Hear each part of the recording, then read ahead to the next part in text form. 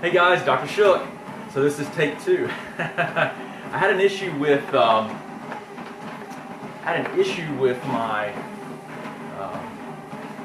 anyway, I kept losing my internet connection, so I just started over here. And basically what I just wanted to talk about was this direct connection between your digestive tract and your thyroid. And keep this in mind, guys.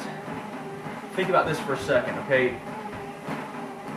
There are about 30 million, let's say about 30 million Americans with thyroid problems, okay, thyroid dysfunction, that we know of, that are, you know, that's a pretty accurate statistic, okay, about 30 million.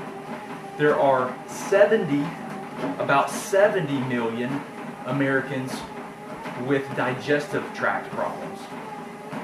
It's a huge amount of people. So it's really important, this topic that we talk about right here, about this direct thyroid and digestive tract connection, that you understand this, because the chances are that if you have a thyroid issue, you probably have a gut-related or digestive tract issue too. So here's what the first thing I want you guys to know is there is a direct connection between your thyroid hormone levels, especially your T3, right? T3 is the physiologically active hormone, and your digestive tract health. Now, who knows this? Hey Susie, how are you? Is there anyone, we've got about 20 people on here right now, does anyone that's watching know the direct connection between the digestive tract and between your thyroid? Now, if someone will post the answer. The first person that posts the answer, here's what I'm going to do. I will give you access to our Hashimoto's transformation program free. Okay? So if anyone knows what's the direct connection, and if you already have it, just gift it to someone. Tell us who you want to give it to. So here's what my question. Does anyone know the direct connection between your thyroid hormone level T3 and your digestive tract? So I'm looking for some comments. If you guys know. Hey Lindsay, how are you? Central Florida. Sounds nice. I'm probably going to get it wrong, but I have my wife's family or sister lives down there in Lakeland or somewhere down there, Central, really close to Orlando. We go visit. It's really nice. We like Florida a lot.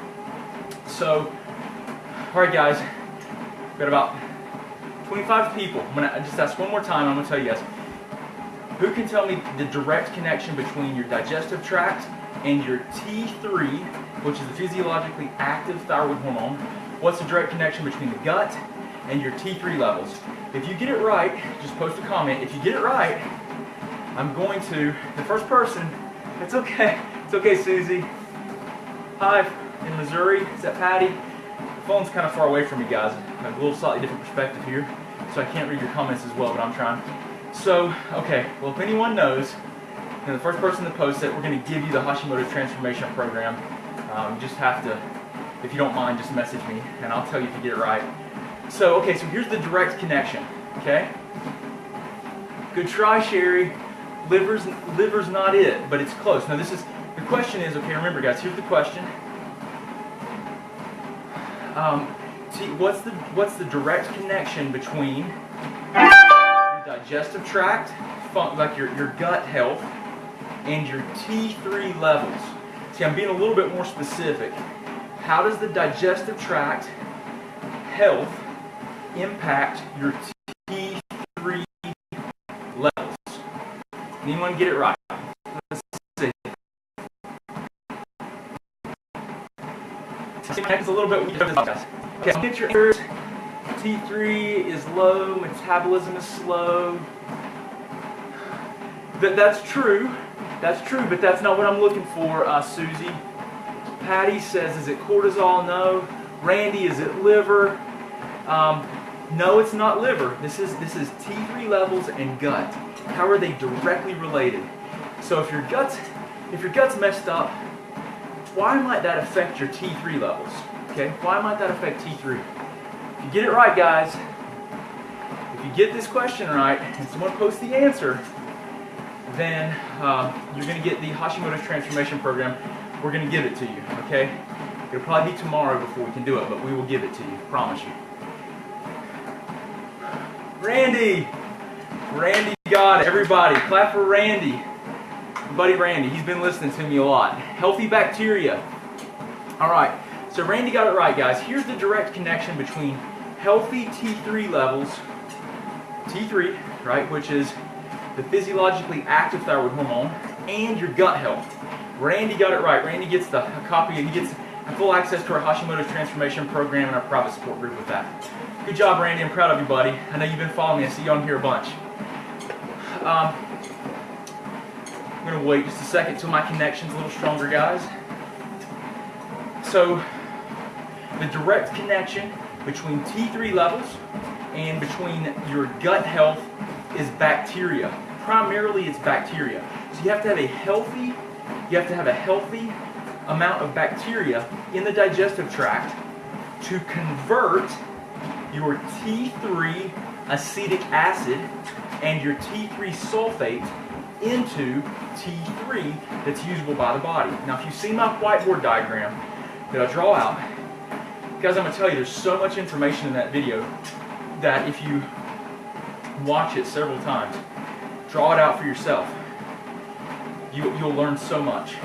That's really kind of like the heart of working through these problems, is understanding that really well and trying to figure out where that process is breaking down. So anyway, the connection, I'm just going to repeat it, the connection between your T3 levels and your gut is the bacteria. Without good bacteria, you cannot convert T3 acetic acid and T3 sulfate into T3 that's usable by the body. Now, if you guys remember, your T4, right, your thyroid hormone, the primary hormone that's produced by the gland is T4. Most people that are taking thyroid hormone replacements are on a synthetic T4. It's either Synthroid, levothyroxine, there are a few others, but those are the majority of people, right? Now you guys, and there's people that have taking a lot of different supplementation, but the majority of people are taking either a synthetic T4, even Tyrosint, right? Tyrosint is a T4 that's has very, very few fillers. But it's still synthetic. But any T4, whether it's synthetic or whether it's bioidentical, has to be converted into T3 that your body can use, right? So most of that happens in the liver, right? So in the liver, your T4 gets converted directly into T3 that's usable by the body. It gets converted into reverse T3, which is inactive and is not, it's not usable to stimulate the body. It actually slows and blocks T3 utilization. And then there's another 20% that is converted from T4 into T3 acetic acid and T3 sulfate. Now those are not usable by the body to stimulate the cellular physiology. What happens is the T3 acetic acid and T3 sulfate have to be converted into T3 in the GI tract. And you have to have healthy bacteria, and you have to have good levels of intestinal sulfatase. Okay, so Randy got it right. You did a great job, Randy. Proud of you. He's going to get the Hashimoto's Transformation Program. And I appreciate you other guys that took a shot, really. I really do appreciate that. That's awesome. Thank you for interacting and for trying. I really do appreciate that. So that's the direct connection. So like I said from the very beginning, right? There's about 30 million Americans, and worldwide it's a huge number. I don't know that stat, but there are about 30 million Americans with thyroid dysfunction. There are about 70 million Americans with digestive tract problems, IBS, and every other problem that they're going to lump under gut dysfunction, heartburn, reflux, all those things, right? So inflammatory diseases, bowel diseases, all those things, which are primarily autoimmune. So, okay, that's the direct connection. Now, the other thing is that if your gut's unhealthy and your gut function's not good, right, then you will have, so the bacteria in your gut do so many things for you. You guys realize we have I believe it's 100 times, So I think we have 1 trillion cells that make our body. 1 trillion. And if I'm not mistaken, I could be wrong, but I know it's a magnitude of 10 or 100. Anyway, there are like 100 trillion bacteria in your gut. So you actually have more bacterial cells in your digestive tract than you do cells in your entire body. It's pretty amazing when you start thinking about it. And these bacteria have a very profound impact on us, on so many different ways. I could talk about so many different studies, but I don't want to get into that specifically about how those bacteria impact us. I really want to talk about how it relates to the thyroid and try to stay as focused as I can on this. So one of the things with your digestive tract bacteria is that they help you to break down food, and they synthesize vitamins and help you with absorption, right? So if your gut's unhealthy for whatever reason, because of exposure to chemicals, to stress, to antibiotics, to things in our food, lots of different preservatives, chemicals. Those are all things that we know can, to medications, all these different things can break down and destroy our gut bacteria. And our gut bacteria, they help to synthesize and make different types of vitamins and minerals. And think about this for a second. So we just talked about vitamins and minerals. What are some vitamins and minerals that are really essential for thyroid physiology? So one that most people that I talk to now, and a lot of people that are trying to figure out how to help themselves naturally, they've heard of selenium, right? Selenium is a mineral that's really important for thyroid physiology. If your gut is completely, if your gut bacteria have imbalance, infection, they can create a problem with selenium, zinc. There are other things that you'd look for, like vitamin absorption, vitamin A, vitamin D. Those things aren't absorbed as well. So you might have, just because your gut's off, you may not be able to convert all of your hormone, like 20% of your T4 into T3 that's usable by the body, number one. Number two, those bacteria, if those bacteria are imbalanced, you may not be able to break down and absorb some of the vitamins and minerals that are very essential for a lot of biochemical processes in the body, but especially for thyroid physiology, right? So that's the second thing. Now, really, if the other thing that's really important with the digestive tract is the fact that it is one of your barrier systems. How many people are familiar with barrier systems? Have you heard me talk about immune system barriers? Does anyone know? You guys, can you post anyone? How familiar are you guys with immune system barriers? Have you heard someone talk about that? Yeah, give me some thumbs up or some hearts if you've heard about it.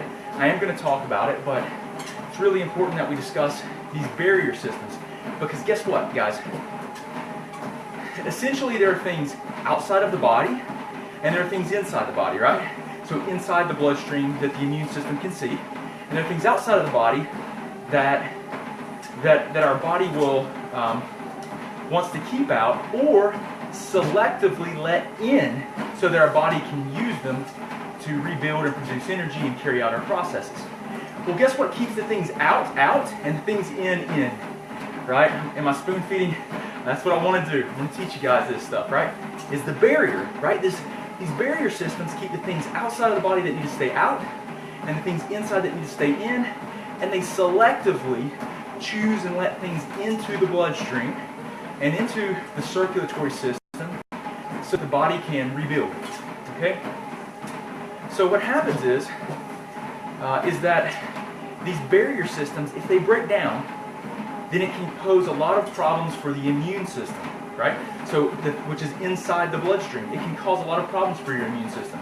And your immune system may start reacting to everything that comes through the GI tract wall, right? That's one of the barriers. Your GI tract wall is one of the barrier systems in your body. You have a blood-brain barrier. You have a lung barrier, keeps things in the air from getting into the bloodstream, right? It's a similar barrier to the gut. You have several different barriers, guys. The skin is one barrier. There are others.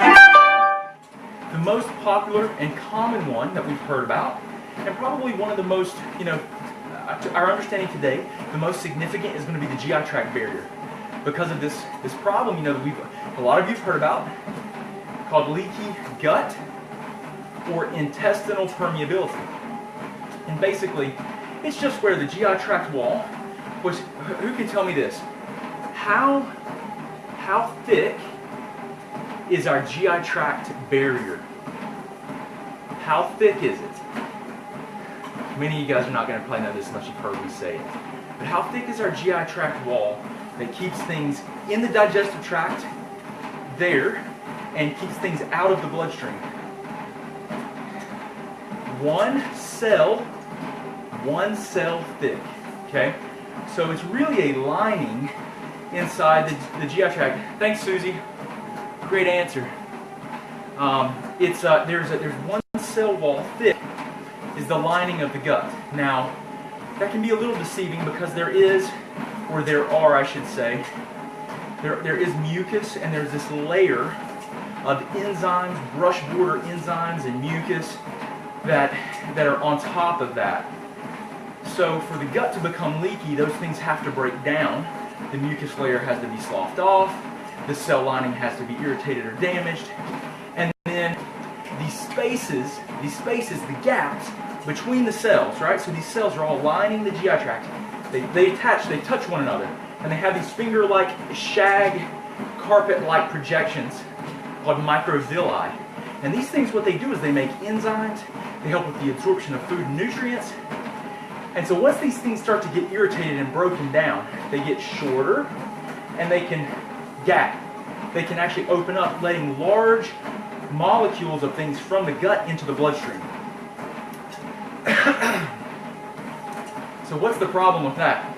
Well, now you have things getting into the bloodstream that the immune system is not familiar with, and it can trigger an immune response. That immune response, we believe, promotes autoimmunity.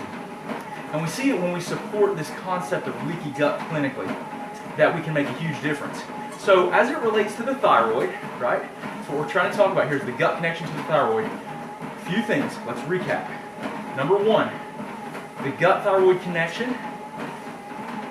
The first thing we talked about was that if you don't have good gut bacterial balance, if you have digestive tract problems, you may not convert your T4 into T3 very well, because 20% of that occurs in the digestive tract. Randy got that question for us, and Randy, buddy, we'll get you set up tomorrow with our Hashimoto's transformation program, we'll try to find you here or just message my office. So Randy got that question right.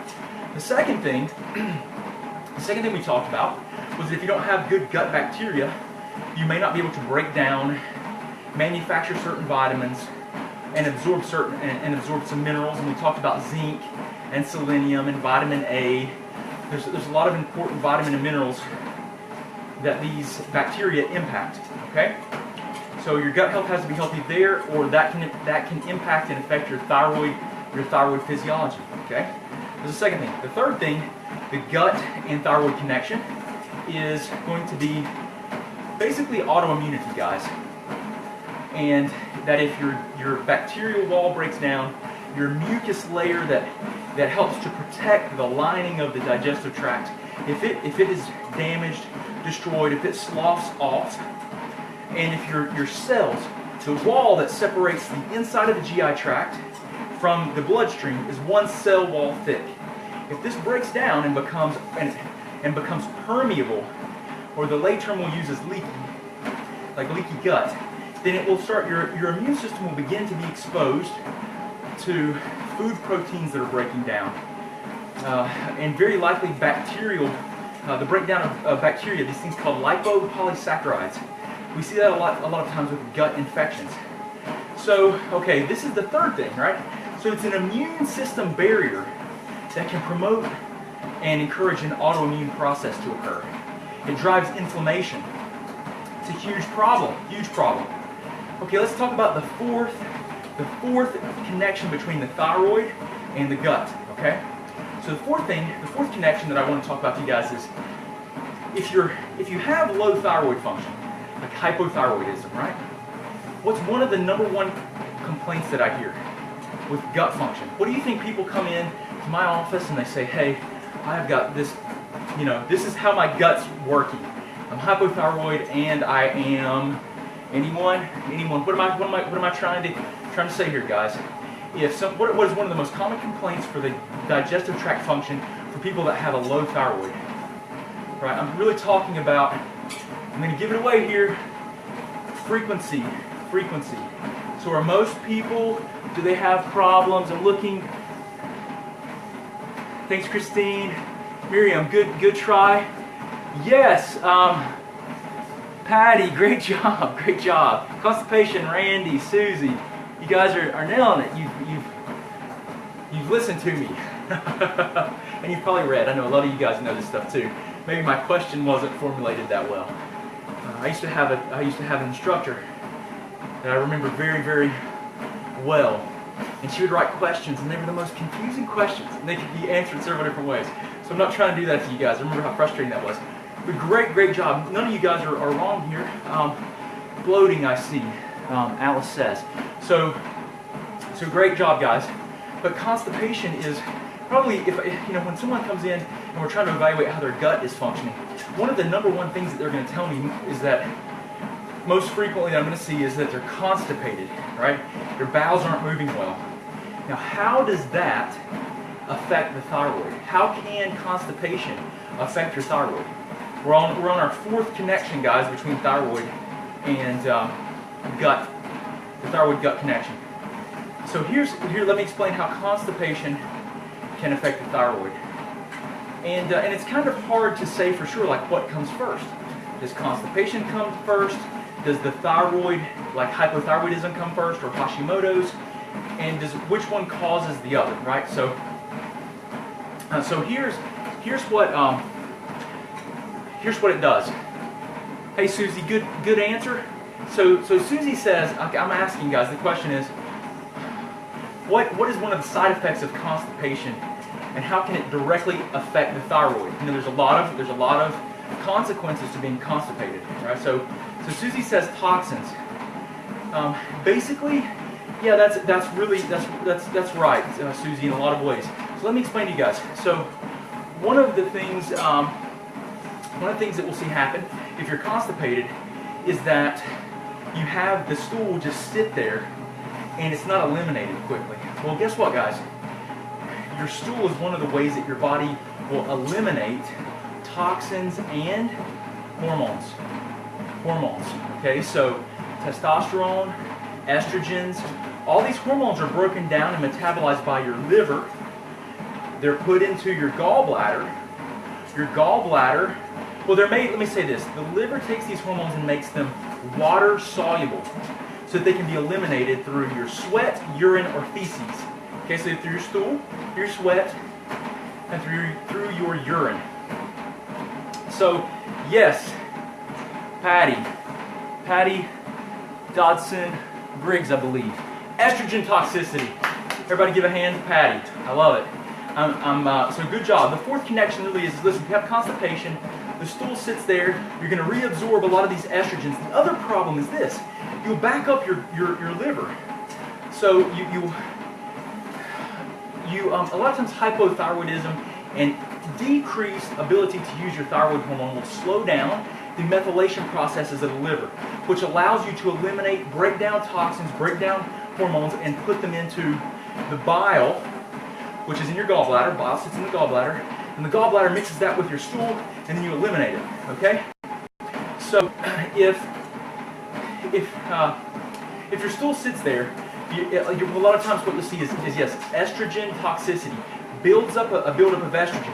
Now, how does estrogen impact your thyroid? How can higher levels of estrogen impact your thyroid physiology, guys? Let's see. Supplements like Metamucil. Sherry, I'll get to that in a second. Good question. Typically, in similar cases when I work with people, I don't recommend like a lot of water-soluble fibers. and recommend a lot of insoluble fibers and people to take magnesium, vitamin C, maybe add in ground flaxseed and chia, but those are only if we have to, and that usually does a really good job for constipation. I have an entire constipation protocol, guideline, from everything to what you might do to how you would want to sit, maybe even using the squatty potty to get yourself in a more anatomically correct position. Okay, so Susie says it takes up T3. Susie, you're doing a great job. Really proud of you. You're well versed. You're either watching me or you're learning from a lot of people out there. Great job. Thank you for contributing. So Susie Spencer says that one of the problems with buildup of estrogen and how it can directly affect your thyroid chemistry is, she says, it takes up T3. Basically, that's correct. So what it does is estrogen levels rise, and it can cause your body to produce more of these things called thyroid binding globulins. Okay, thyroid binding globulins. They're in the bloodstream. And so one of the things that these thyroid binding globulins do is that they attach to estrogen. They're kind of you may have seen an analogy where they're kind of like taxi cabs in the bloodstream. These thyroid binding globulins are proteins that circulate through the blood, and what they do is they attach to the thyroid hormone, and they carry the thyroid hormone like a taxi cab. So let's say thyroid hormone is made here, it gets on a thyroid binding globulin, and it goes all the way through my circulatory system to my big toe. And your big toe, every cell in the body requires thyroid hormone, guys. So it drops it off for the toe to be able to use it. But high estrogens, one of the things that you'll see occur with high estrogens is that you can have an overproduction, you can have a greater number of these thyroid binding globulins in the bloodstream. So it's like you have a ton of taxi cabs. They're attaching and they're picking up all the T3 that's in the circulation, and they're not letting it out because there's an affinity or an attraction to what there's more of, let's say, so that it's out of balance. Estrogens can cause those binding globulins to go up, and so if you look at this on a blood test, it'd be very easy to miss, especially if it's only a standard test that's being done, right? So where they're only looking at TSH, you're not going to see the pattern. If you're only looking at total hormones, like total T4, total T3, you won't see the pattern.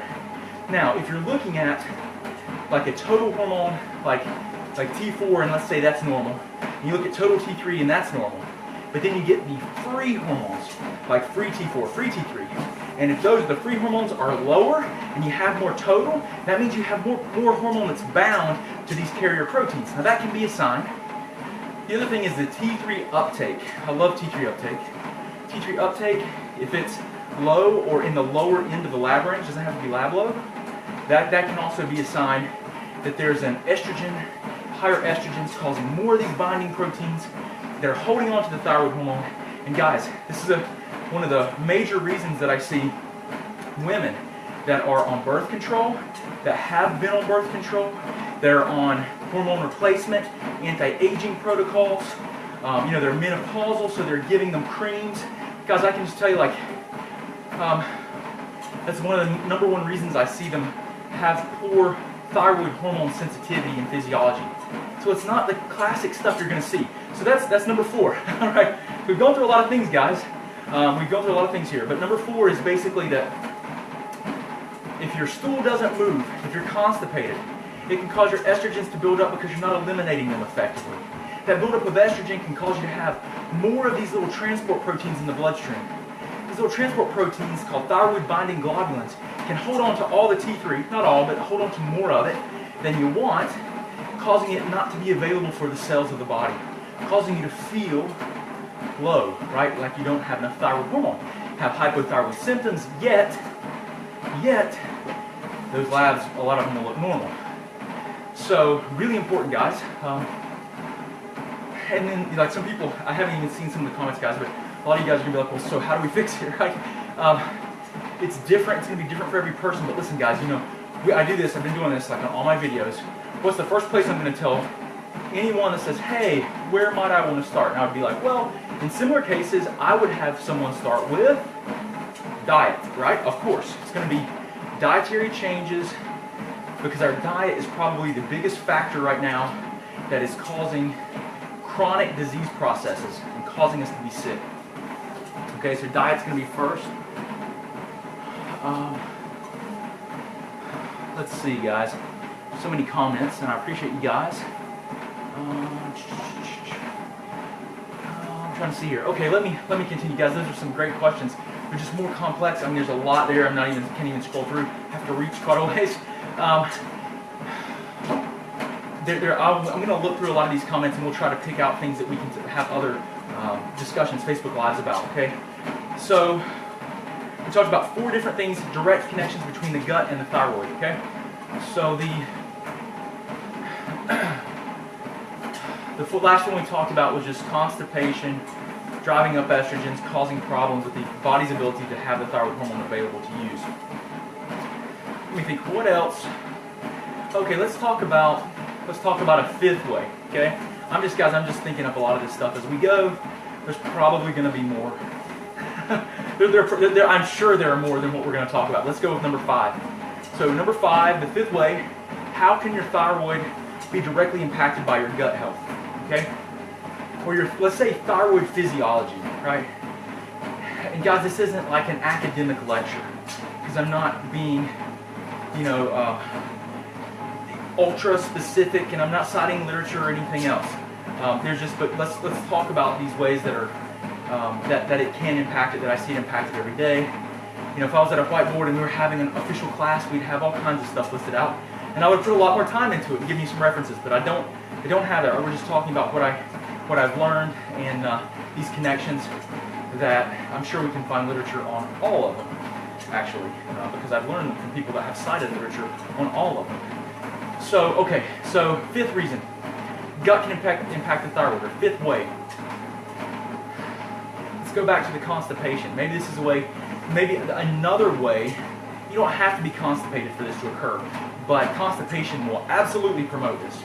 So one of the things that constipation can promote is a GI tract infection, right? Infection. And guys, you say, you know what, I'm normal. I don't have any bowel movement problems.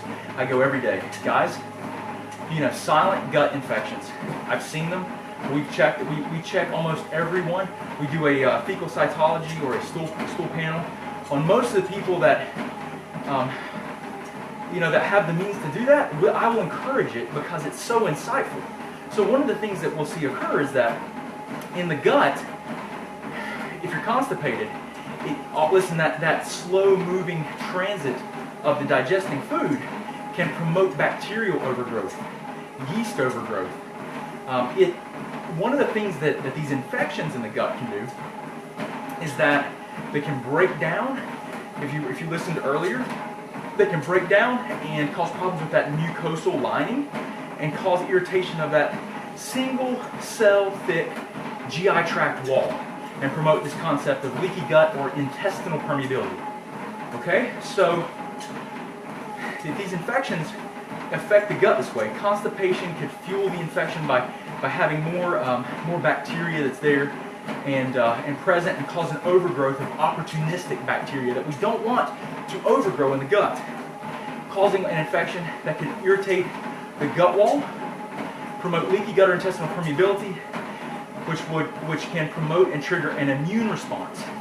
Now, the immune response has its own negative consequences. It's not just, hey, I've got Hashimoto's or Graves'. It's you have not only an immune, you might not only have an attack against the tissues or another tissue in your body, but it will produce an inflammatory response.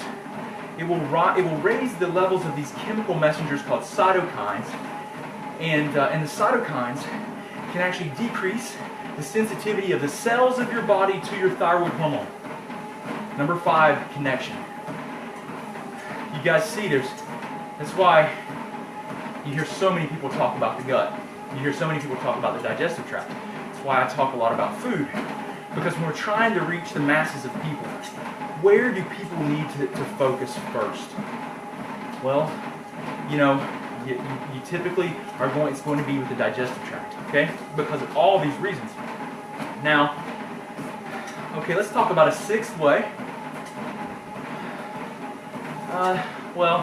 all these things can be connected. But let's talk about something else. A sixth point I want to make with the gut-thyroid relationship, okay?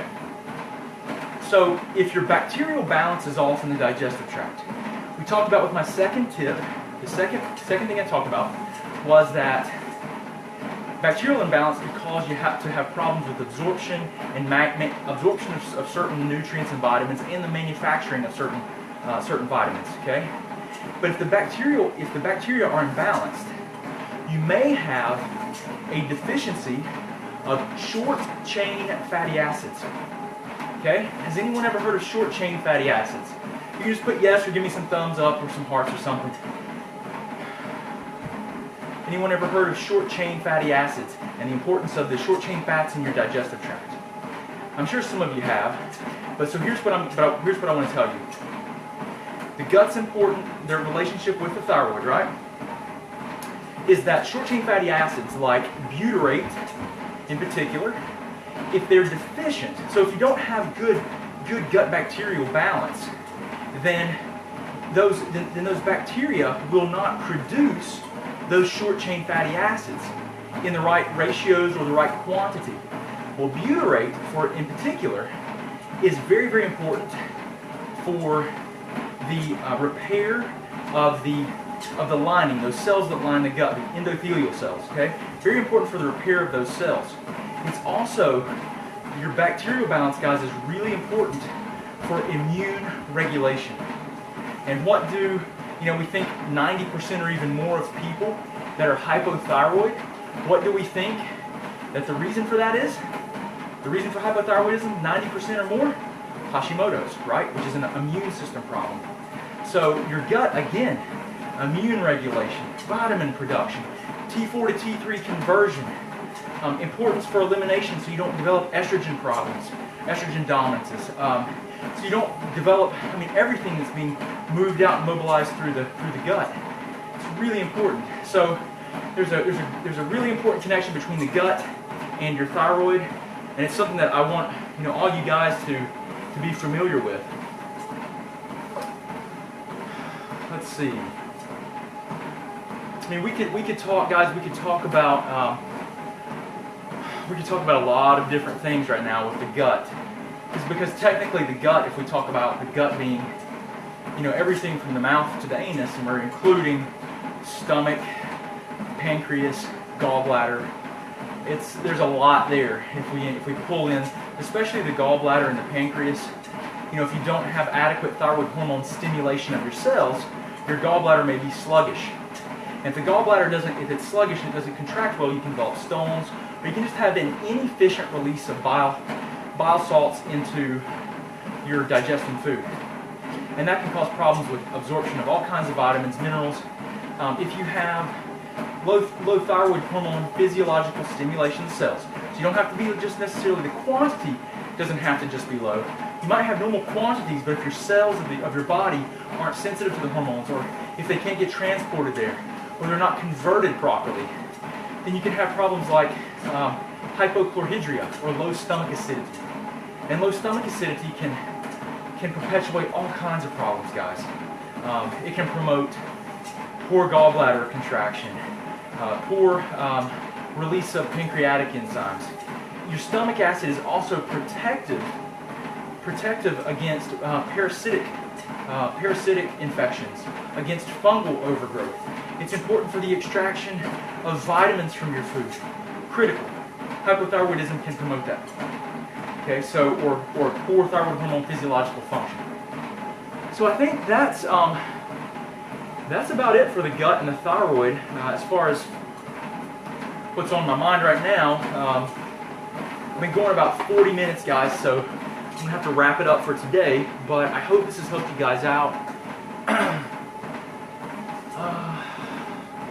The liver cleanses, guys, you got to be very careful. I'm not really a huge advocate of doing the liver flushes, because if you have like gallstones, you might actually cause those things to be lodged in the common bile duct. And quite frankly, that's where you got to go to the hospital and they got to do an emergency surgery to get that out. I'm not really a fan of those. I know a lot of people have recommended them, but I think that they can be very dangerous. You know, my approach is more along the lines of supporting better methylation processes and thinning of the bile. So I'm going to use different herbs. I'm going to make sure the person's very well hydrated. We might modify their diet and have them go on a lower fat diet for a little bit.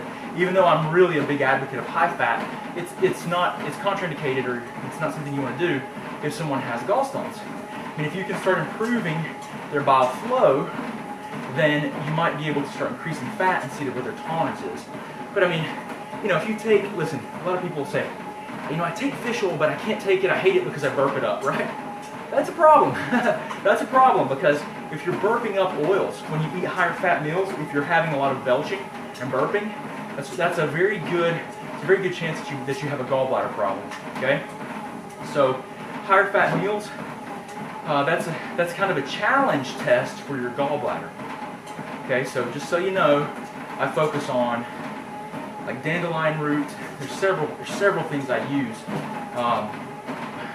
to help thin bile. That have been shown, herbs that have been shown to thin bile. I typically have people supplementing with digestive enzymes. If someone's had their gallbladder removed, you know, it's my opinion that they need to be on bile salts forever with every meal, because they don't have this storage pouch that's contracting and helping them to emulsify and break down their fats. So if you see someone that's deficient in vitamin A, vitamin D, K or E, these are all things that if you can't absorb and break down fats, man, that's connected to your bile and bile salts. Okay. So anyway, guys, I'm sorry if I haven't been able to answer your questions, but please do give me some thumbs up and some love if you don't mind. It helps keep me motivated. I know there's people out there. I see we got some people on here. But then also, guys, think about this. Some of you may have heard these concepts before. If you watched my videos, you probably heard of it. But you think about this. How long was it before you heard a message like this? This might be your first time. Right? This might be your first time hearing this. But some of you may have heard similar things. So how long did that take for that to happen? If you would have heard this message, you know, years ago, how might that have changed your life? I mean, tell me, so you think about that for a second. So guys, do me a favor, help us help other people. Just share what you learned here. You know, I'm just trying to put out information, help people to better empower and help themselves. I try to give people everything I got every time I talk to them. And